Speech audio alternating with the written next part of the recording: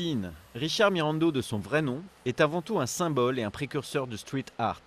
Il incarne aujourd'hui le grand écart vécu par la peinture à la bombe, désormais passé des rames de métro à l'ambiance plus feutrée des galeries. Je comprends les arguments de ceux qui estiment que cet art doit rester dans la rue et pas sur une toile disposée sur un mur immaculé. J'avais un problème avec cette évolution à mes débuts. Je n'étais pas sûr que mon art doive passer du délit à la toile. Mais avec le temps, j'ai appris à dire voilà, c'est moi et c'est ce que je fais. Dans les années 80, son style unique et sa ténacité le consacrent comme une icône de la New Wave new-yorkaise aux côtés de Basquiat et Keith Haring. Puis il passe à des supports plus classiques et acquiert une renommée internationale avec des tableaux inspirés des comics américains et de la pop culture.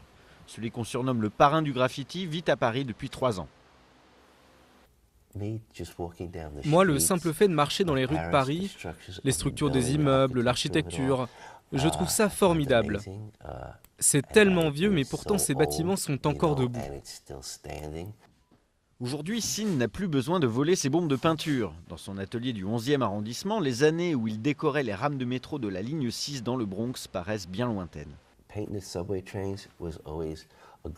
Peindre sur les rames de métro me procurait à chaque fois des sensations incroyables. Il y avait l'odeur des rails, de l'huile sur les rails, il y avait l'urgence de finir ma peinture avant que la rame ne parte.